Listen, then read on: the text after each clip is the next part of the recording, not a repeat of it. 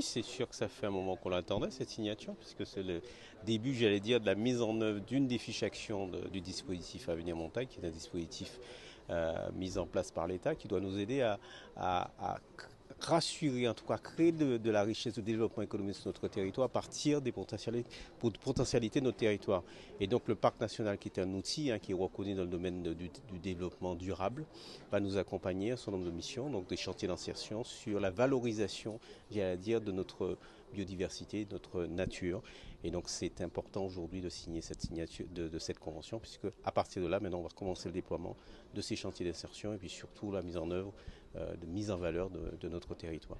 Oui, en plus, j'allais dire, le parc est chez nous, j'allais dire, que ce soit sur l'ensemble du territoire, avec des zones de cœur de parc, avec des zones protégées, le siège, mais c'est surtout que, je veux dire, c'est le nord Basse-Terre et le sud Basse-Terre qui détiennent une bonne partie de la biodiversité guadeloupéenne.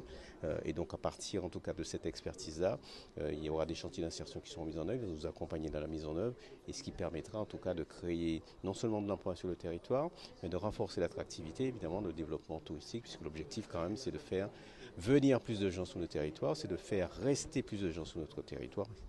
Oui, j'aime à dire que notre territoire, tout ce qu'on fait aujourd'hui, on ne l'a pas inventé. Ce sont des choses qui existaient, qu'on a laissé tomber, qu'on a détourné le regard vers d'autres. Et donc pourquoi? Parce que tout simplement, mais ces choses-là n'étaient pas entretenues. Et donc aujourd'hui, on a pris la décision de revenir sur ces activités-là. Mais derrière, il va falloir un grand plan d'entretien pour que ces sentiers puissent perdurer et que ça continue très longtemps, quoi. C'est exactement cela.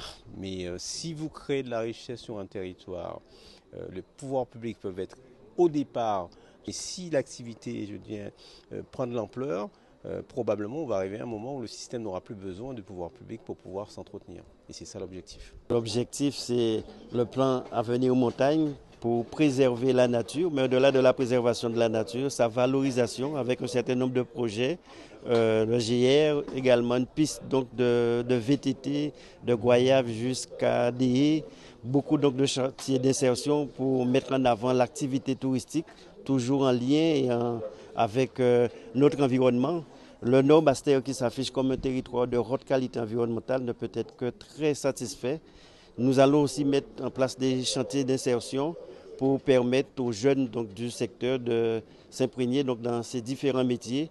Les deux communautés d'agglomération, Grand Sud Caraïbes et Nord Basse-Terre, nous donnent cette possibilité d'agir ensemble et de profiter de ce savoir-faire, de cette expérience, de cette connaissance du terrain, de ces expertises du Parc national de la Guadeloupe. Je ne peux être qu'heureux aujourd'hui à ce conseil d'administration et la présence à la fois du président Guy Losbar et du président Thierry Abelli témoigne de l'importance qu'ils accordent à ce sujet.